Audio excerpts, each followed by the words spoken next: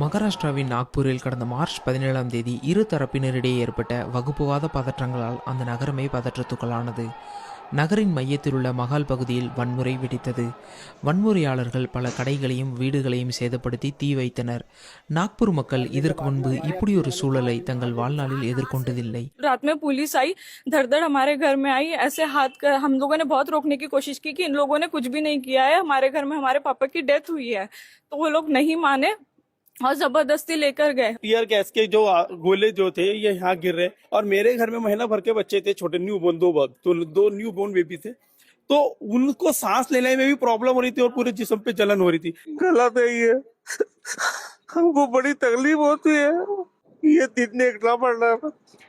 March 18 அன்று BBC Marathi குழுவினர் பல்தார்புரா பகுதிக்கு வந்தபோது அங்கு பதற்றத்துடன் கூடிய அமைதி நிலவியது. சந்தைகள் காலியாக இருந்தன, கடைகள் அடைக்கப்பட்டிருந்தன. மூடப்பட்ட கடைகளில் ஒன்றின் முன் அப்துல் கலீல் தனது பக்கத்து வீட்டுக்காரரான சன்னி தாவ்தாரியாவுடன் அமர்ந்திருந்தார். வன்முறை அவர்களின் வணிகத்தை கடுமையாக பாதித்துள்ளது. ये तो हम पहली बार देख रहे ना, हमारे यहाँ कभी ऐसा हुआ ही नहीं। इतना पूरे हिंदुस्तान के अंदर में कहीं भी कुछ हो जाए, इसकी वजह से असल में यहाँ के दुकानदारों पे बहुत बुरा असर पड़ा। ये जो एरिया है भालदारपुरा एरिया है, यहाँ हिंदू मुस्लिम सब लोग सभी समुदाय एक साथ यहाँ पर अच्छे से रहती है। यहाँ कभी किसी प्रकार का कोई वाद विवाद नहीं होता है। और कल जो विषय जो हुआ भी हिंदू मुसलमान का, हमारे यहाँ के स्थानिक लोग उसमें इन्वॉल्वमेंट नहीं थे। அதே பகுதியைச் சேர்ந்த நிலிமா ஜாதவ் தனது கடையில் பொருத்தப்பட்டிருந்த சிசிடிவி கேமராக்கள் சேதமடைந்ததாக கூறினார். அருகில் வசிக்கும் மற்றொரு பெண்ணான குந்தா ஜாதவ் தான் எதிர்கொண்ட பயங்கர அனுபவத்தை விவரித்தார். आमच्या हॉलमध्ये सुद्धा काचा येऊन राहिले, दगड येऊन राहिले, काड्या येऊन राहिल्या. अक्षरशः आमच्या तोंडातून शब्द नव्हते फुटत, इतके आम्ही असं दानरून गेलो. अरे आम्हाला खूप भीती वाटत होती, आम्ही बाहेरच नव्हतो निघू शकत नाही. एवढे मोठे मोठे गोटे फेकत होते लोक आणि शिव्या गाडी खूप सुरू होतं त्यांचा. आणि आम्ही एवढ्या लोकांना पण आम्ही घाबरलो. घरात आम्ही लेडीज असल्यामुळे आम्हाला जास्त भीती वाटत होती. நாக்பூரில் நிகழ்ந்த வன்முறைக்கான காரணங்களையும் அது எப்படி தொடங்கியது என்பதையும் முதலமைச்சர் தேவேந்திர फडणवीस சட்டமன்றத்தில் விளக்கி பேசினார். सायंकाळी एक अफवा अशी पसरवली गेली की सकाळच्या आंदोलनात जी प्रतिकात्मक कबर झाली त्याच्या कापडावर धार्मिक मजकूर होता.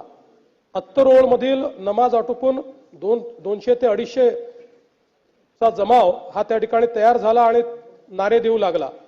याच लोकांनी आग लावून टाकू असे हिंसक बोलणे प्रारंभ केल्याने पोलिसांनी त्या ठिकाणी बळाचा वापर केला. यापूर्वी बजरंग दलाच्या कार्यकर्त्यांविरुद्ध तक्रार द्यायची आहे अशी मागणी करण्यात आल्याने त्यांना गणेशपेठ पोलीस ठाण्यामध्ये आमंत्रित करण्यात आलं. त्यांची तक्रार ऐकून घेण्यात आली. एकीकडे पोलिसांची कारवाई सुरू असताना दुसरीकडे हंसापुरी भागामध्ये 200 ते 300 लोक हातात काठ्या घेऊन दगडफेक करू लागले. त्यांच्या तोंडावर फडके बांधले होते. या घटनेत 12 दुचाकींचे नुकसान झाले आहे. या घटनेमध्ये काही लोकांवर घातक शस्त्राने हल्ला करण्यात आलेला आहे. तिसरी घटना भालदारपुरा भागात सायंकाळी 7:30 वाजता झाली. 80 ते 100 लोकांचा जमाव तिथे होता. तिथे त्यांनी पोलिसांवर हल्ला केला.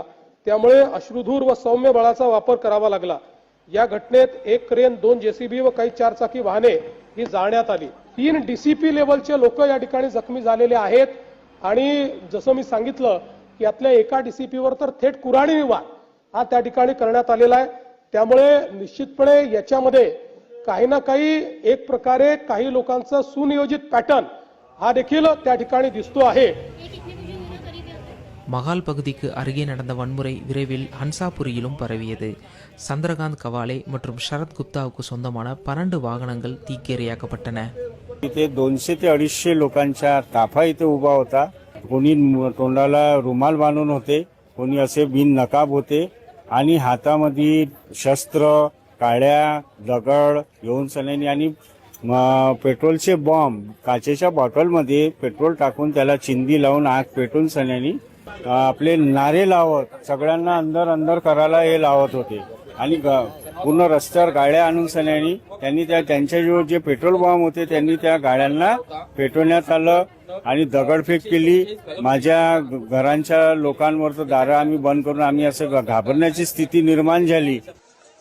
தற்போது நிலைமையை கையாள்வதில் காவல்துறையின் பங்கு குறித்து கேள்விகள் எழுப்பப்படுகின்றன. மத்திய நாக்பூர் தொகுதியின் தற்போதைய எம்எல்ஏவும் ஆளும் பாரதிய ஜனதா கட்சியின் உறுப்பினருமான பிரவீன் தட்கே காவல்துறையின் தாமதமான பதிலுக்கு குற்றம் சாட்டினார். பல்தார்புராவின் குடியிருப்பாளர்களும் இதே கவலையை வெளிப்படுத்தினர்.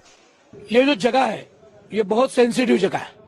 यदि शहर में कभी भी कुछ होता है तो पहले 10-20 पुलिस वाले इस चौराहे पे खड़े रहते, और मुझे दुख के साथ कहना पड़ता है कि कल पुलिस यहाँ के नागरिकों के साथ, हिंदू नागरिकों के साथ नहीं थी। इसका कारण मुझे नहीं मालूम, लेकिन बहुत कम संख्या में थी। வன்முறை தொடர்பாக காவலர்கள் பலரை கைது செய்துள்ளனர். இருப்பினும் பல்தார்புராவில் வசிப்பவர்களில் சிலர் தங்கள் பகுதி மக்கள் இந்த வன்முறையில் ஈடுபடவில்லை என்று கூறுகின்றனர். காவலர்கள் வந்து அவர்களை காவலில் எடுத்தபோது அவர்கள் வீட்டில் இருந்ததாக கூறுகின்றனர். मैं यहाँ टीयर गैस के जो गोले जो थे ये यहाँ गिर रहे, और मेरे घर में महीना भर के बच्चे थे, छोटे न्यू बोर्न, दो न्यू बोर्न बेबी थे, तो उनको सांस लेने में भी प्रॉब्लम हो रही थी और पूरे जिस्म पे जलन हो रही थी। हमको इतनी जलन हो रही थी, तो इतने छोटे बच्चे हैं, हमसे सांस लेने में तब इतनी तकलीफ होती है बच्चों का। 10 நாட்களுக்கு முன்பு தான் புஷ்ரா ஷேக் தனது தந்தையை இழந்தார். அவரது வீட்டில் ஒரு இரங்கல் கூட்டத்துக்காக உறவினர்களும் நண்பர்களும் கூடியிருந்தனர். காவலர்கள் தனது சகோதரரை வீட்டிற்கு வந்து அழைத்துச் சென்று காவலில் வைத்ததாக அவர் குற்றஞ்சாட்டுகிறார். रात में पुलिस आई, धड़ धड़ हमारे घर में आई, ऐसे हाथ कर, हम लोगों ने बहुत रोकने की कोशिश की कि इन लोगों ने कुछ भी नहीं किया है, हमारे घर में हमारे पापा की डेथ हुई है, तो वो लोग नहीं माने और जबरदस्ती लेकर गए. முஸ்லிம் குடியிருப்பாளர்களின் பல வாகனங்களும் சேதப்படுத்தப்பட்டன. இருப்பினும் அவர்களின் உடைமைகளை சேதப்படுத்தியது காவல்துறையினர் தான் என்று அவர்கள் குற்றம் சாட்டுகின்றனர். இந்த அமைதியின்மை பொதுமக்கள் பலரை உடல் ரீதியாகவும் பொருளாதார ரீதியாகவும் உணர்வுபூர்வமாகவும் வேதனைக்குள்ளாக்கியுள்ளது. இப்போது உள்ள மிகப்பெரிய கேள்வி என்னவென்றால், இந்த பேரழிவிலிருந்து அவர்கள் எப்படி எப்போது மீண்டு வருவார்கள்? சமீப காலத்தில் இதுபோன்ற வன்முறையை சந்திக்காத நகரான நாக்பூரில் ஏன் இத்தகைய வன்முறை வெடித்தது என்ற மிகப்பெரிய கேள்வியும் எஞ்சியுள்ளது.